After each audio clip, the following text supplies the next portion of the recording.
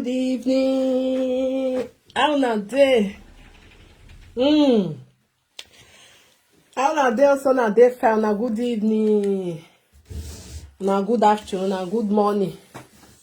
When we call listing, laugh one just kill my enemy. I say no, I no feel laugh alone. Me I carry come. Mama Joy don't break table leg finish. The table leg give my rigwale na ya doleji. Gbe u gbe no gbe ohu ni ere na de ni no reva. Hey. U ye bole gbe wa na wa bole gbe wa mo na no verse. I wa guessing. I say why me only me want to laugh. Me I kukuma player for na mo na the listing. Oh, kwa ni him agbo. I don't want call in name for ye. We understand. I don't want call in name for ye because of my ekwe. Oh, ni. Hey, and then all that dia ugbere no mi. Ugbere nene ye ke ma gbe. Umie wo no e wa mudia hoye. No e wa mudia we den wa la dia. Ugbere nene ye ke. E ma gbe re deri oni. I wa here social media na wa dekun e video re ye jo. E na we ni e ko re na wa. I dey provoke ye joy. Me mi o de na. Ugbere no gbe there na hi obole egbe wa ona bole wa wa dayo people share your dog ohun azagane when I see this video what this video to do she don't even the fear face you know the fear face o he mu we o mama jo wa go egun ahoni how then again, my wamudia hewe, ye joy, we boho, linie o le, keka se 10,000. O ma ekpa vo tore na, ye me zero wunu, iriyo ye gwe wunu. Gono ka zero ne, obe zero na le dege. Eba ni ana siya tan. We a siya wo bome siya wo we. Ma fiye yo fiere, o boga wa eze, o ma eke no yo we vayari.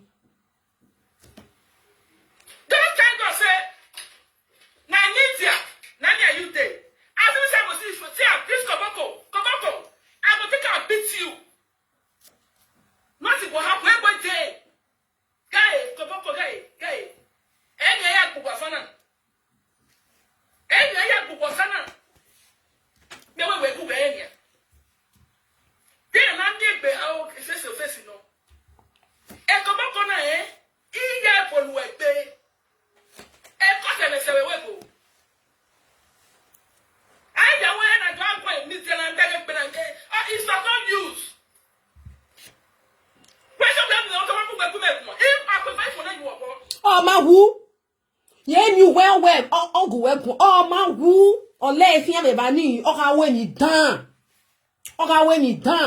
ege ni mana na award o mama ti e bone mo ma bele kenezo ja ona e ko me we wa mo ezo fu apa ma ki oge no ono na ware ona ware mesunu je ni eni ye hwia o ka gba do ware ya wa ona lige ya ho ba me bi mi ho ba no gbelikin e re oni ni mekene hian okwo ba no gbelikin ayo wari we ememi o anyo ma no ma gbe kan ke no gwo egbon ke no ma gwo egbon o ga so akoko jiyan un e ladian u ga ladian me ni je joy tani iye ga isi we bo me do we jiwe wo we ma ize bolo egbe ma bolo egbe wa social media na we mi ya so saga dede remove the edge of your ball don't artificial. Wow. Say yo e. Say yo e. Ogbene. Wa fian. Awi yen wa. Any other mu e. Share the video. This is Esa no wa we aswe. Esa no wa we aswe. No wa e picture e paniyan. O si e. They take picture no one repalian. O say, oh, you know why I got more. Oh, any move on a yag back a jo. Hey, they done, they say, they do key. I'm going bed, and you miss your sa. All the jock manica, not to target or judging egg. Huh? O boaba, we be ella, dear, while we can watch any corner, do zani. Hey, na way. tene ina we oga we ba ina we oga dia odia ya wa ohwo ba no ma seti dole yiji ina we o wa la dia ina we omo ebo gbomo me na ye mi ohwo ba no me bie no wa mo omo nu ma bie wa mo ebo gbe du we mo hu we eri mu gbogere aleru no salobo ari enu e o din ya frustrate we ne ejo panike ye no to tare gbe because on not to tag your mommy no judge your egbe I me ma na ero egbe I da do ko bi o because we do judge your ma egbe awe ima e mo tesi ye no eje your egbe ina we o ha gbe ti lele ya ina we obole egbe ri ejo e just let them with the CFS you don't know your class eze yo you not the same level so not the fear come out of public o ge la din o eti niye o let me be start so emi dan niye o e ge la din emi dan no e o e ge la din emi o no me egbe kan ona wa ri ya wa mu e omo na hu ri ona mu no pa hu ro su epo yi omo no pare omo o su epo yi okwo ba if we no be frustrate you when je won e ya we nene e dede se ina we o ga we ba ina we igbe na ne do me we agolo no do gbe na ne we ma we no me hu e o kan do gbe na ne we ma ama do were ba nya ma we to we gun ina we le mi o ma no we ya do gbe na ne we ma mo e bogbo mo emi na wa mo tedo o boy ya je o boy la dia no avese ma na mi wi jo mo we no e o mi o ko na wa avese ma okay o wa la dia emi na fi lo kwa de do omo ya de o do awe me ke no ma wa m la dia ho ba wa mo e bogbo mo ade ma we ti avese yan ya ga yuwe emi na agwa no wo tedo okay no o ga mi ina we o ga mo e bogbo mo e ba ka ti e bone no ma ti ene ona le kwari ona le gbe ari ogiye jo odoni e bejo e o ki ma mi e berule odoni e berule ari e la tian wa le ke no wa je ba ze uga la tian e ba won be ni wa le nya ko we na e so ro no me de gun me won we ka se 10,000 wa se 10,000 na do gbo ogbe ma wari agbo erin ta erin na gbo e ba ina we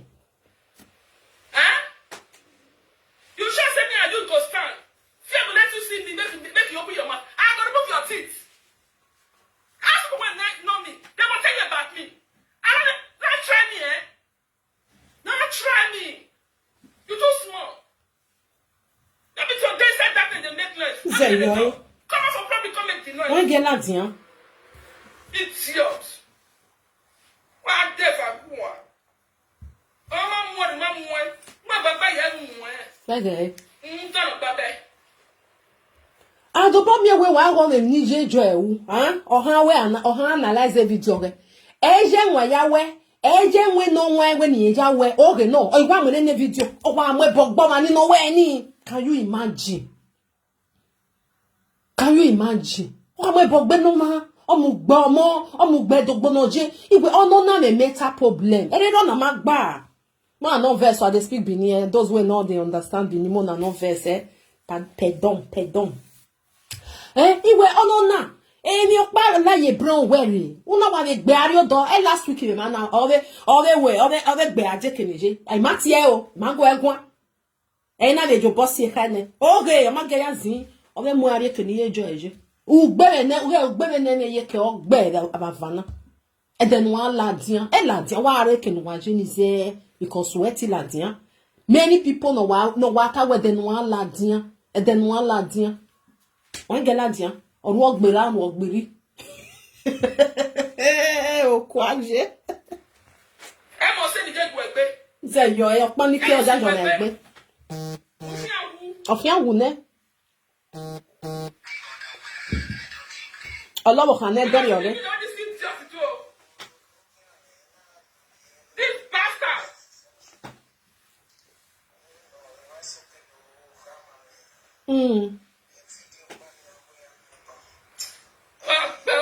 ọgbẹ́ ọ̀nẹ́ bàbá ọmọ ẹ̀ ọ̀nẹ́ any advice. I want to share my mouth.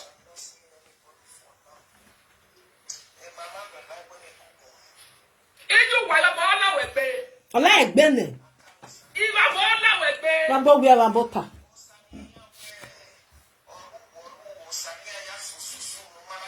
Where don't you imagine ya? Bege. Where don't you imagine? Wow, wow. How when I feel the temple with me?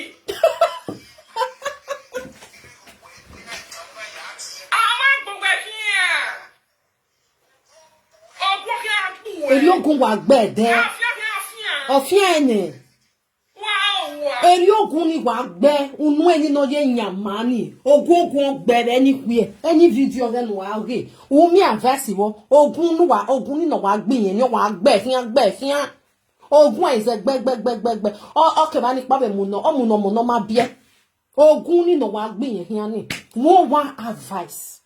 Nothing to. Hey, God I beg. They can only kill it. A bomb at the only agua no dog bin no tedo. A bomb at the only. Hey, Jesus. Yeah, where not you are. Wow, where is your dog field? Oh, Betty. Ah, Betty. Oh, yeah, wa. Wow, one. Imao me casa. So baha. Me mau wele. Help me to share this video. I never see my man joy like this. I was like, oh my God, what did they happen? Gume break ni down me okere. Iwa dame ona we. E de zaga gugwana. Hey. Kina mi ewoma. Help me to share, may we laugh more. Because yamana una we ni yamana go egwa o get to ma mo yin. I may many measure, but I now we go. If I me a video now, no. May I go listing where. He down there now, Gume gay. Always say Diane or Betty. May I put her again? The call.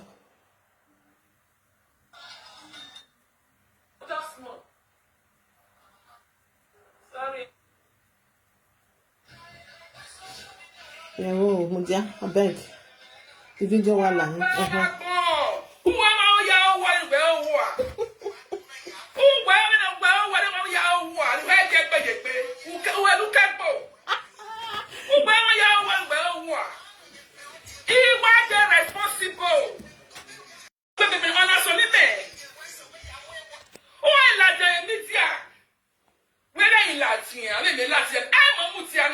You come out. Let me tell you, and I don't get the dinner. Then I want to get the dinner. I want to come out there. 1 year. The man when they want back, that's where they got it. Yeah, what that's what I see. I want to see it. But you want to make you still go do test. Go do test of cancer. Don't do at all. Useless woman. Shame not take your heart. Come on for public consult. Not now they talk for inside darkness. Stupid woman. My God will punish you. Idiot.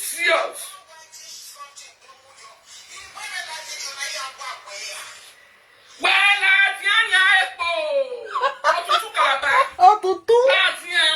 Otutu Calabar. Look at me. At the age of 50 something. You want to try? Wanna clear road for Mama Joy? They clear road for Mama Joy. Why more? Eh? Picture now where the palo was here. Ogberangbiri. Tiabon knock. Can't you sit down? I say no. Enana ni una Emma. Ina where? Oh my bog banana. Ote no. Setting with her. They set it in your with her tomato bo. No ma. Set it in your tomato bo. God that beg goes. How bola wo. Egba aberi oni na iya ma na nike ma we. No wa dege we owu wa gege amwe. O ma kan we kan. O ma won de. Instead of a matured woman, at least we are momo. Oma no igbere 30 years in eri omomo. Instead nu total, no we no, ave mi no sunu we social media. No e kwa agwe da don egun awa iwe de ni ana ma se oge no, yan wari ya wa.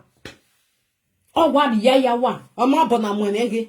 O wa da yo wa turn ya side down. O wa mo nene ni. O ku e a. E nene ni a. E digun isago.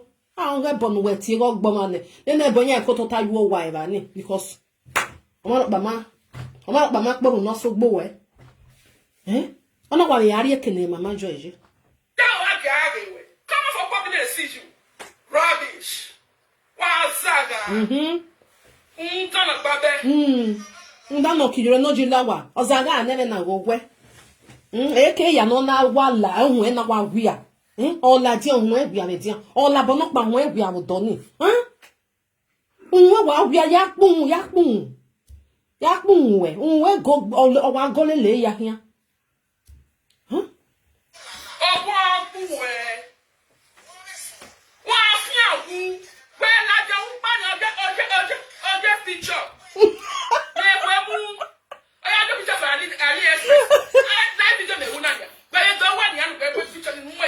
Oh, geladia, geladia.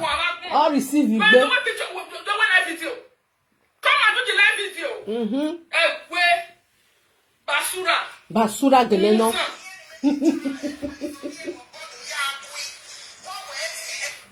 What? When I go to have anybody know what test today? Say you oh come on, Donna. Do we have you what one of our test? Where you are here? I'm begging up one. I'll be we are coming to my Urupa when you are test. I are saying your way. Eh, you call him your bono dame or a man bonny here na damo. I ye any tire way me. God forbid batting. Only me advice am we no tamoma. Only the gua, only the agua as yo. I'm your man and good boy, man, and is there because I mean, can dead bang it. Come out for public before you demand for test. Oh, dear, damn one. Not you go inside darkness, but they demand for test. Who be you? They give you social media hero. Who be you? Make a punch on me now. You are bad now, but I'm not feeling look to the yakare. Oh, we hear what? Oh, we hear what? Oh, send it. 1 year, where born any camera here. When is your son, Mila? When is your son? When you come back here? Who will 1 year? What's your one? I never put a leg. What's your name? I can answer your way. I'm not about you. They were Senor. Where did you are? What did they supposed to say? Kakabo. I get my boy again.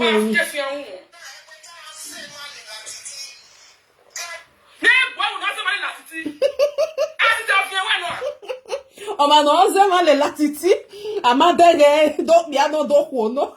Ozema le latiti salobua. Atiti do sofa.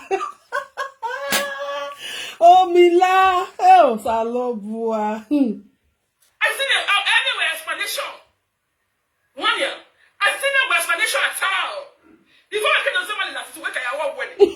Because the same is not how I come I see the young. All I have with the casa. When they are what wedding. Why you that casa breast test? Don't you know what you are begging? Fuck out to make a test over there. Before I demand over there, can you walk when they want to your home? Useless woman. Shameful woman.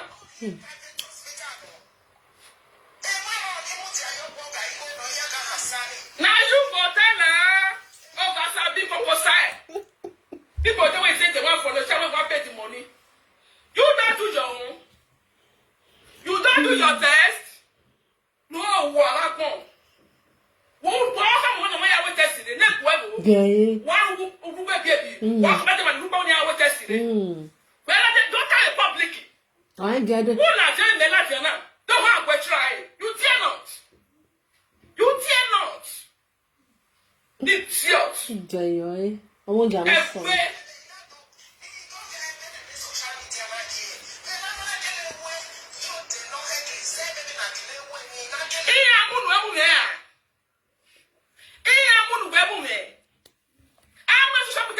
A frustration warrior, eh? Social media is for everybody. A lot of people know who way. All your business who way. That may be your business. So not the business again. Serious.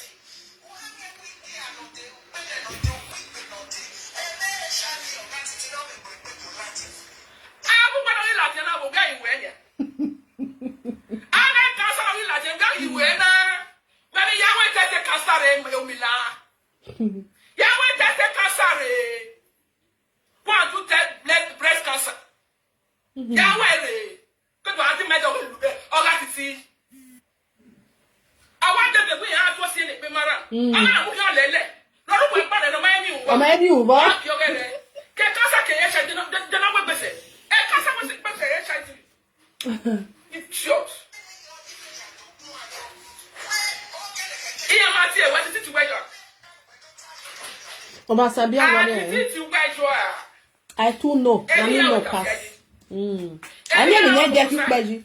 Any ya no social media ye gbelu pelele ya. Ede de dana. O gbelu pelele ya. Ke na wo ma be ma se o ya riyan. O do ata be ba ni. Eyi na we. O ga ya ga de. Ale e ma no ma ke no gene o do ata be platform o ge. Nye weti ye gbe na no te do ri ma. O bet ye ya riyan because you emi no so no ba. You emi ni ata be ba ni. And yen o be do ata the platform o ge. Bege o ga time o to. Eyi na we uhonia. Eyi na we iwe sa lo bua. Hey, God I beg. Maybe for me I live una time don't go and not fish shout. Mola go watch or finish for my joy page. Ogbe me no gbe yen ye bulala omo me ro back pare ba bi. O na e bole gbe wa eri e ba sona. Too much of everything is bad. Sometimes it doesn't. Use your brain. Use your brain whether you get. Wa be frustrate on ma me where who ze za be think ugbeso. O ma no ma o we ya awiyan. O ma no ma gwa lo we ya agwale yan. Wa ha be gun ayemi. Gun as a mature person. E gun wa ma no more de gboto. E gun be na mi we me no ohoho ne. O wa tapua. E bo de.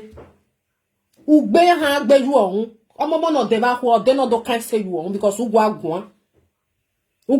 But many people here were busy ugbe. Because here was a way I ran one on. I beg you na who ne when no you done. I can a matured woman or one like oh go where in the way me many man with ya analyze the video or ya go. It was one more bug the person. We are begging two different things. Because he's war. Amaka mama wa lungo we taya ewo. Me no wo je ni aka ma we unwo me taya ewo. O we na ya ewo. Wa wala dian. O wa mo ma ro vie. Adobo mi we gbe ma gba nu we ere we ma gba. Try sometimes we nu na e ma. Una wa le gbe ari odoni. O ha wa so e ma be video no ka ya so. Ogun ni no ogun no wa o tie. Ne no ogun ye lisi ori he self. Oru we ba ni. At least una away how do ma no he like any garage ima learn anybody the time one time wait because of it ima like and the yeah you know no one igual le problem na do me we be do asi o ma hian ata wi ma gwanjo be ni Nigeria be ni man Africa je wa be ni ma ya we mi here ave boyan different they deal with law yan ma deal with yan man yan lele o wa so wa umeme waka mu but young here will go straight. That any year see me now I call see egg me but we do ni ladian. If you do any you receive. You know? De no we me ati e na. Okay no. O we audio. O we na de yin. O yin. O gbomo no. Omo e gbomo. Omo no ma de no ma eken. No ma kan se ken onje. Ije DJ de go egwan because me ma no we message tora. And I send the message again. You message to no name. Message to no name. Message to ne lakpa wa. Message to message to ne walk ba o ko me. Bi ane nwen. Bu kana be ladien we to abe we mi. Ava sema. E you message to message to ewe. E respect you me nwen. Huh? Try no we got here bonema. Wo ho we to ahun. So maybe for me I live na me I go do wetin I want do finish time don't go. Why I get mama jo whatever ni. You know ya bole gbe wa. Ogele mu oge o bole ni ma oni pe gbera be na because iwa ge oge na wa fe me na gume wa ruwe. Nu wa be de ba me de ge kere na. wa ke ma pa wa ya go ye joy for no wa de ye joy ma mi e wo provoke we ri oni o pe no ho na ke o ededena anything ato wa sanadia mama no mu na ne mama no gi ohun o ma ye tin e mo gbin yen gboto no respect nothing and then all ladiania many people run no gele mi ehien jo out because e ma ga ewe I no want talk to you when we man we audio na many people were already on you o we man no well audio yen reply nya tin ye den ya de nya face to face tu wa ewe ma ro very oni eri na be ya plan ni kenya na o ga get me na wa jo get me ga gbe na gbiri many people are sitting on boss no when e we na batanya isie me kwe la diama we because yen mi ni ga wu emi ni me ma wona we me e ma ya we ma e na we audio oni ba we ti we audio idu amu ebo gbe ma iti ebo ni ya de be ni pa wa gbe wa daji wa gbe no but already de na de dance na e de no frustrating na no ma gunye gun iye o ri ba ya si bo ya no ge do ma ni agun iye ya mu dia ke we wa ladia ejo ugbe nu gbe be na e ko wa fun mi e ko no wa fun mi ize ge na we jess ri na o ha mi but e tie the platform we ka si ane mama jo zo bo ai ge ka nwa ne here because ye ma ezirio o ma ezigo wunu o ye kege o ye kege ge ka nwa na agba on na gbe ma be ni me ma so ni e ma na because ni e oh God, me do promoter ya o on ane here wa bi aso ni enwe ge o be nwane enye wa gwale no promote ye na wa do mo ye e page we enye wa go wa go do because many people magi yo enye mama no o ma be oni because enye wa ye wi we ne social media oh we oho ba ne gwa mo menjunu oho ba ne gwa advice ema God forbid. My people, I beg you, I dey go. Tina, how are you? One love, my people. Have a lovely night. We are not verse, so people will not the year Benin. I know say sometimes it's still goodness, still my Benin. Anyway, zemwere. Bye, everybody. Go and watch the full video. The full video is there for Mama Joy page for there. Wa press why gear no ya bole why or bole. Now bye bye. I greet you, Mama. That is Rio 1. I greet you, Mama. Bye, everybody. Obole gbegbe nefe eh ma sona. The frustration one would be high. Or would be 100. Okay, everybody. Bye. Bye bye.